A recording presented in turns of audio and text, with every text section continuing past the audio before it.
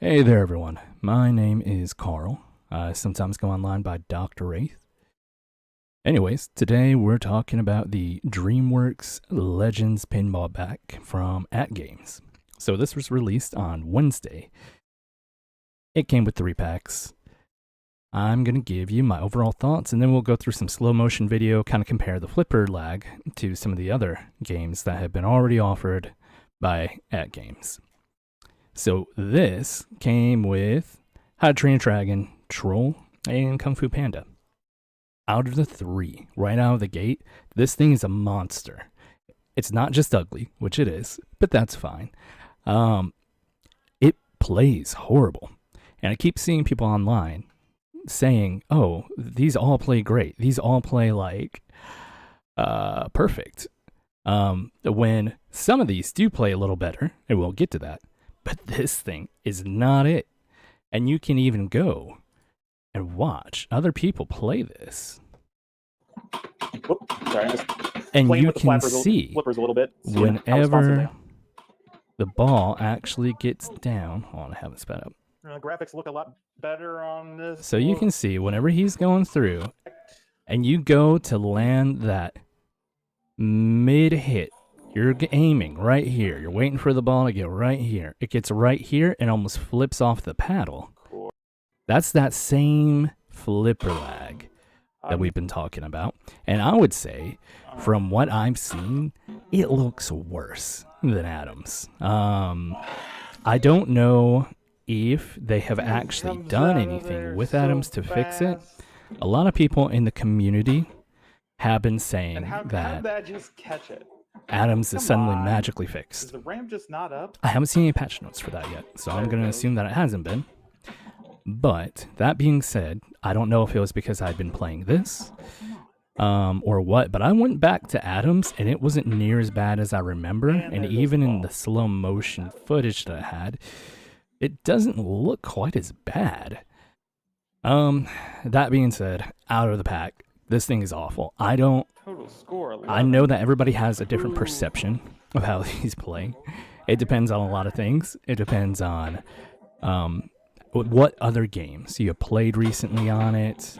If that's the first one you're starting off with fresh, do not go from any of the magic pixels to this because your brain will break. It will actually break.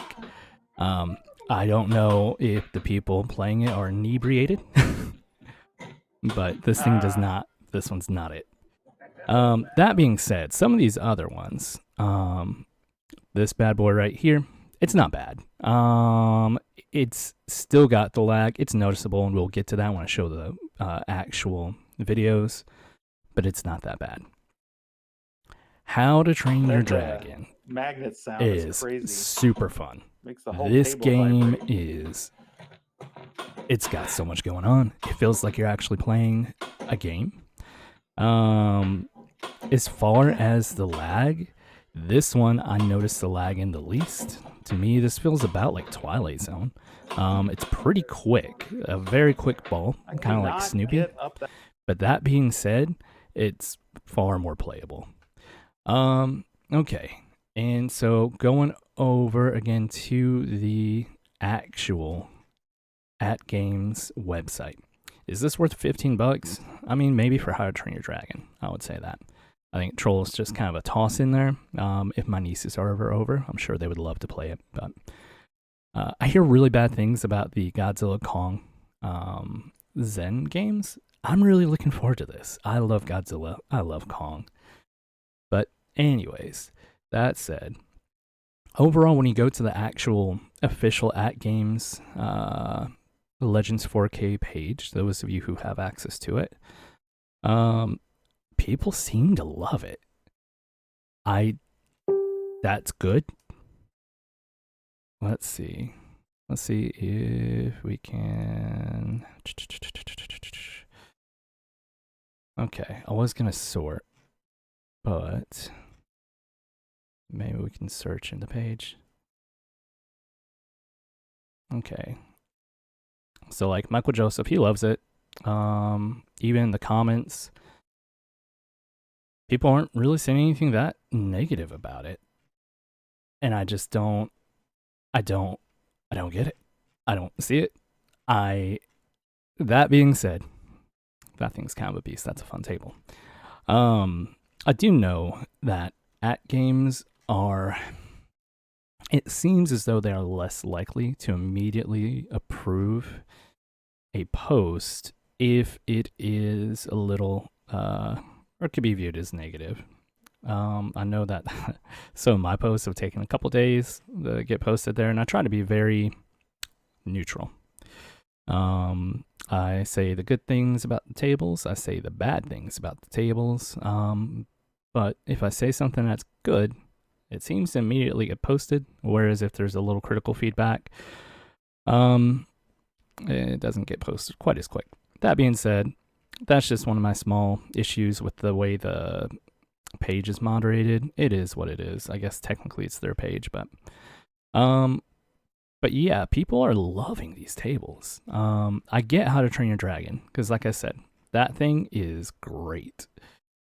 The DMD looks really good. I love it. But this monster, I don't get it. I know that people are letting their mind adjust and playing it, and that's cool. But that ain't it. Anyways, that aside, let's go ahead and get over to the actual videos in slow motion. One thing to preface this. So when going through and shooting, I shot it at 960 frames per second, which is slower than the old ones that I used to post for you guys. That being said, I do have a stopwatch there. The stopwatch tends to jump about 5 milliseconds here and there going through. Reason being, that's just the way that it tracks. So it's really hard using the stopwatch to actually see a comparison. I would just use your eyes, look at it, and try to count it out. Another thing that goes into this that a lot of people don't talk about or don't realize is that when using that method, God, that looks cool. Anyways, when using the slow motion method, it's not 1,000 frames per second exactly. So there's going to be a little bit of a difference there, and it's really hard to do it and know exactly when you hit the button. To do this super accurately, you would need to like set up a separate switch where whenever you hit the switch, a light comes on to acknowledge that it's actually registering the action there. I don't have that. I'm not going through rewiring my machine just for that. But if anybody would like to, that would be cool. So keep that in mind. But with all that said, let's go and look at those videos.